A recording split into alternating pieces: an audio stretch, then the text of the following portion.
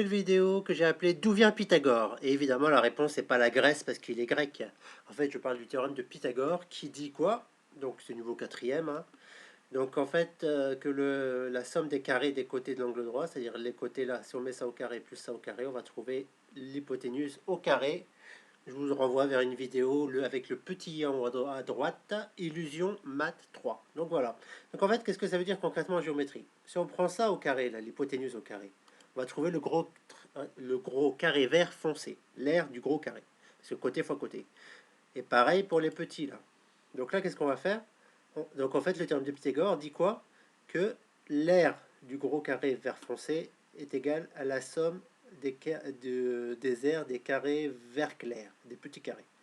Donc comment on va montrer ça? Donc en fait, je voulais vous montrer qu'avec Sketchbook, ça c'est une application que j'utilise pour donner mes cours de maths, je peux m'amuser à faire des trucs assez intéressants. Donc regardez ce qu'on peut faire. Donc là tout à l'heure, j'ai préparé les triangles, je les ai dupliqués, c'est-à-dire je les ai copiés-collés. Donc je les ai copiés 4 fois. Donc pourquoi? Donc là, je vais commencer par le premier, je vais le descendre. Je vais le mettre là. Celui-là, je vais le mettre là. Après celui-là, le deuxième, je vais le descendre et je vais le tourner. Là, à peu près. Hein. Ah. Bon.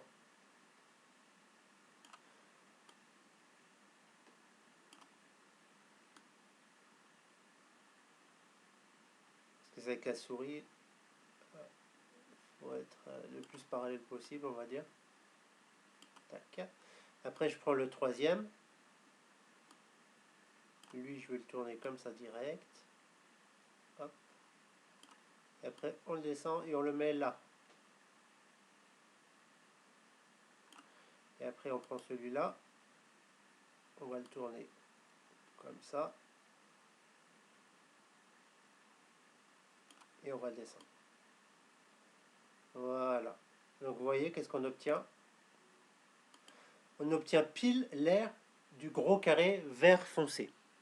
Donc là, l'espace vide, là, le blanc, je vais agencer les petits triangles jaunes d'une manière différente. Et vous allez voir ce qu'il se passe. Donc là, le premier, je vais le tourner. Mince. CTRL Z.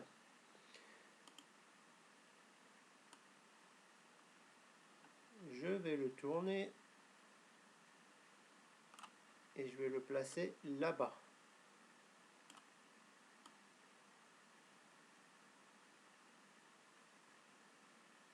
On va dire à peu près. Hein. Je vais le mettre là. D'accord? Et après celui-là, là, je vais le tourner aussi. Et je vais le remonter.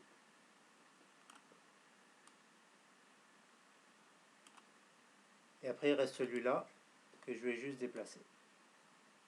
Et je vais le mettre là. Et après, si je fais le carré, là, le contour, là. Je vais prendre noir, allez hop.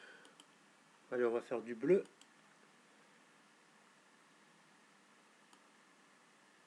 Je vais faire un carré bleu autour, là.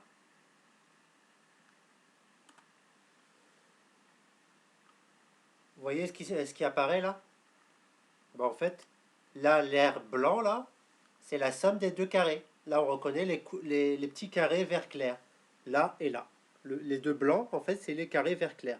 Donc, comme le carré, il a gardé la même longueur que tout à l'heure, le même côté, parce que c'est un petit plus un grand, comme tout à l'heure. Donc, résultat, là, on vient de montrer que l'espace vide, là, c'est-à-dire le petit carré plus le grand carré, est égal au grand carré de tout à l'heure.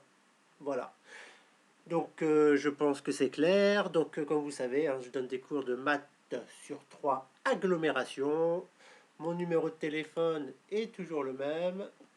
06 23 12 26 01. Donc voilà, donc j'espère que la vidéo vous a plu. Donc partagez la vidéo, abonnez-vous et à bientôt pour une nouvelle vidéo.